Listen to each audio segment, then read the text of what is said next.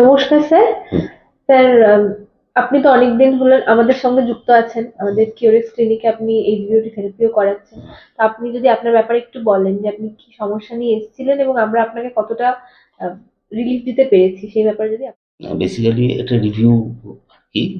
হ্যাঁ, আমি যেটাকে কন্টিনিউ করব, যে যে ভালো পেয়েছি, ভালো তো আর ছাড়তে পারি না। এটা তো অ্যাকচুয়ালি আপনাদের এটা আগে একটা অন্য নাম ছিল, এখন কিউরেক্স ক্লিনিক নাম হয়েছে। আপনারা আমার, সত্যি কথা বলতে, যে আমার দিশা ফিরিয়ে দিয়েছেন। কাজেই I will keep in contact with you all till my death. ডিসেম্বরে আমার ওয়াইফ অসুস্থ হয়ে পড়লেন ব্রেন স্ট্রোক নিয়ে। তখন আমার বাঁ পায়ে, হ্যাঁ, সেই সময়টা বাঁ পায়ে ভ্যারিকোজ আলসার শুরু হলো।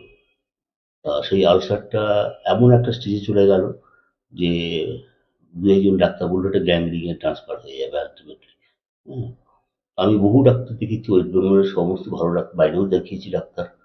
হ্যাঁ, দুজন ভালো ভ্যারিকোজ বিশেষজ্ঞকে দেখিয়েছি। তারা ওই পায়ে ব্যান্ডেজ ফ্যান্ডেজ করে তখন সারা রাত্রি ঘুমোতে পারতাম খুব। তখন আমি নিজেই, আমার একটু পড়াশোনা করার অভ্যাস আছে, স্টাডি করতে দেখলাম অনেকগুলো থেরাপি আছে। যে থেরাপিটা অক্সিজেন থেরাপি, যেটা আপনার এইচবি কি বলেন, হ্যাঁ, GOT. Hyperbaric oxygen therapy, hyperbaric oxygen therapy, HBOT. তা সেটা ইয়ে করে আমি তখন এখানকার ফোন নাম্বারটা অনলাইনে কালেক্ট করে ফোন করলাম। তখন এখানকার যিনি দায়িত্বে আছেন, মিস্টার ঠাকুর, উনি আমাকে হিন্দিতে লিখলেন যে আহ, স্যার ঠিক হয়ে যায়গা। তা ওই কথাটা আমার খুব ভালো লাগলো। আমি এসে দেখা করি। সেদিন অ্যাকচুয়ালি ওদের একটা প্রোগ্রাম ছিল, কিন্তু আমার জন্যই ওনারা ওয়েট করেছিলেন। সেদিন থেকে আমি স্টার্ট। আমি প্রায় একাধ দিন মিস হতো, প্রায় রেগুলারই ছিলাম।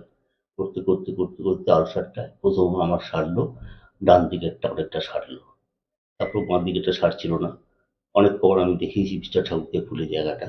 উনি নিজে, ওনার কতগুলো ভালো গুণ আছে সেগুলো আমি পরে বলছি। উনি হাত দিয়ে টিপে টিপে জায়গাগুলো দেখতেন, দেখে বলতেন এবার ঠিক হয়ে যাবে, সব বলতেন।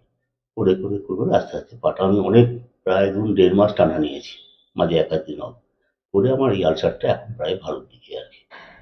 স্যার, অনেকেরই একটা ধারণা থাকে যে অক্সিজেন থেরাপি নেওয়ার পর কোনো সাইড এফেক্ট বা ডিউরিং সেশন কোনো সাইড এফেক্ট বা কোনো অস্বস্তি, কষ্ট সেরকম ধরনের কোনো কিছু আপনার সাথে কিছু মানে আপনি শেয়ার করুন। না, না, এটা অ্যাকচুয়ালি আমার তো মনে হয় যে ইন ফিউচার ডক্টররাও এটাকে ম্যান্ডেটরি করে দেবে কিছু রোগের ক্ষেত্রে পার্টিকুলারলি, যে অক্সিজেন থেরাপি এতগুলো সেশন নাও, অতগুলো সেশন নাও। এটা সম্বন্ধে আমারও একটা ধারণা ছিল যে অক্সিজেন টক্সিসিটি যদি বেড়ে যায়, মানুষের অক্সিজেন বেশি হয়ে যায় মানুষের দেহে। কিন্তু আমি দেখলাম আরেকটু অন্যভাবে স্টাডি করেছি। সিপ্যাপ বলে একটা মেশিন আছে, সেই মেশিনে মানুষ যাদের ব্রেনে ঠিকমতো অক্সিজেন যায় না ডিউরিং স্লিপ, হুম, হুম। তারা ওই মেশিনটা ইউজ করে, প্রলং ইউজ করে। তা তাদের যখন ওই টাকায় ডাক্তার প্রেসক্রিপশন হবে, এটা এখানে কেন হবে? অক্সিজেনে ঢুকে কোন দিকে? মানুষের যে কটা হোল, নাক, কান, মুখ, এইসব দিয়ে ঢুকবে তো। কাজে আমার তো মনে হয় না যদি প্রলং নেয়ও, মানে অক্সিজেন বেড়ে গিয়ে শরীরে কোনো অ্যাডভার্স কিছু হবে বলে আমার আমার মনে হয় না আর কি। এখনো পর্যন্ত কোনো কিছু আপনার না, তো না, কোনো না। কষ্ট নেই, বাট প্রথমের দিকে ডিউরিং ভেতরে সেশন একটু গরম লাগতো। গরম লাগে। হ্যাঁ, কিন্তু এখন এখানে আরেকটা ভেতরে একটা পাখা আর জল দেওয়া হয়। চেষ্টা করে জল খাওয়া যাবে, আর গরম লাগবে। কাজেই আমি তো ভালোই বসে আমি দেখতাম, টিভি দেখতাম, শুয়ে টিভি দেখতাম। কমফোর্টেবল ছিল হ্যাঁ, আপনার হ্যাঁ, হ্যাঁ, ভালো, সেশন ভালো। গুলো। Thank you so much.